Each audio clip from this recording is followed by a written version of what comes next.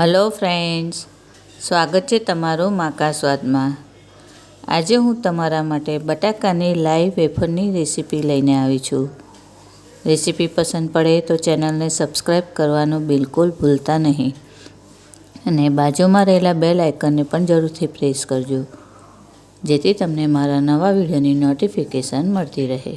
આ માટે મેં આ 1 કિલો બટાકા લીધા છે। અત્યારે બટાકા નવા મળે છે, એટલે એની છાલ જો એકદમ પાતળી હોય છે, એને ઘસીશું તો પણ એની છાલ નીકળી જશે।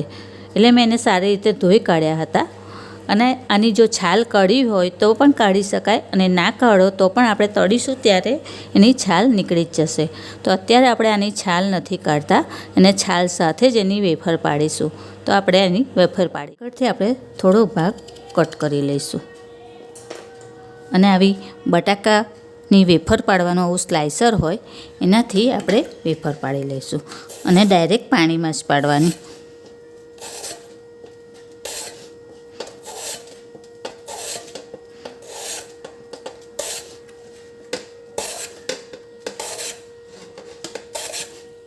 કેટલી સરસ એક સરખી પડે છે। આ રીતે આપણે બધા જ બટાકાની સ્લાઇસ પાડી લઈએ। બધી આપણી પડી ગઈ છે।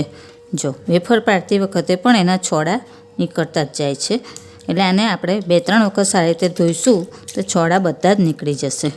તો ચલો આને ધોઈ કાઢીએ આપણે। ધોયા પછી આપણે આવી રીતે કોટનના કપડામાં એને છૂટી છૂટી કોરી કરવા માટે મૂકી દેવાની છે। એને એકદમ ડ્રાય નથી થવા દેવાની, સુકાવા નથી દેવાની, ખાલી પાણી આપણું આ થોડું શોષાઈ જાય એટલી જ એને આપણે કોરી કરવાની છે। એટલે પંખો ચાલુ ના કરો તો પણ ચાલે।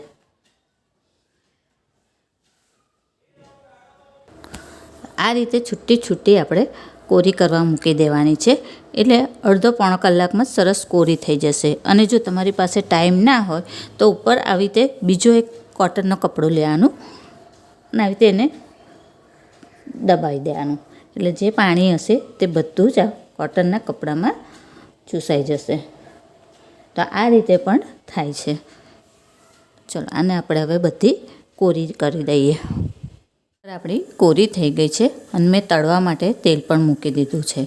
તો તેલ આપણું થાય છે ત્યાં સુધી આપણે મસાલો બનાવી દઈએ। તો મેં એક બાઉલની અંદર 1 ટેબલ સ્પૂન લાલ મરચું લીધું છે, એની અંદર 1 ટીસ્પૂન ચાટ મસાલો અને અડધી ટીસ્પૂન સંચર પાવડર એડ કરીશું। આને આપણે સરસ મિક્સ કરી લેવાનું છે। આપણે વેફર તળતા હોય તે પહેલાં જ આને તૈયાર કરી દેવાનું, કારણ કે આ મસાલો આપણે ગરમ ગરમ વેફરની અંદર જ એડ કરવાનો છે। તો આપણો આ મસાલો તૈયાર। આપણે વેફર એડ કરીએ ત્યારે થોડીક જ વેફર એડ કરવાની, એક સામટી બધી બહુ નહીં અંદર એડ કરી દેવાની અને શરૂઆતમાં 2 મિનિટ માટે ગેસની ફ્લેમ ફાસ્ટ રાખવાની અને પછી એને ધીરી કરી દેવાની। બસ આટલી જ વેફર આપણે અંદર એડ કરવાની। હવે આપણે મીઠાવાળી વેફર તળવાની છે।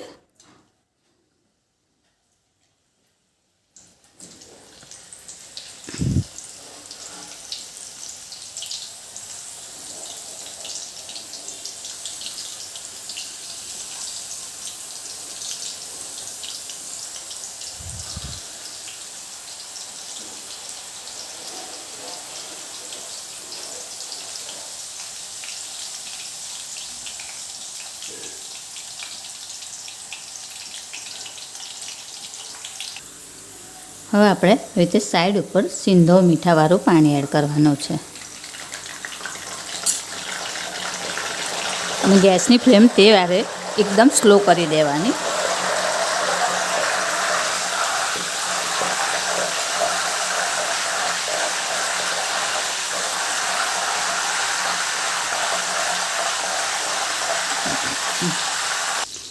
હવે આને આપણે કાઢી લઈશું અને બીજી પણ આ રીતે બધી જ વેફર બનાવી લઈશું।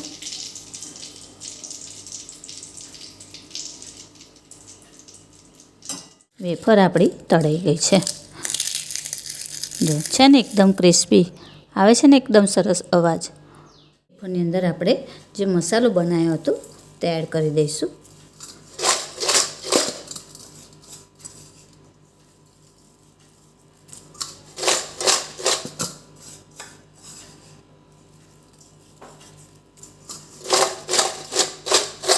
છે આપણી તીખી અને મોળી એ બંને સ્વાદવાળી વેફર.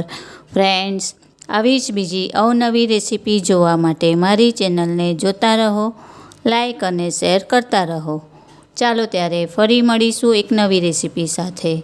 ત્યાં સુધી હેપી કુકિંગ. Thank you.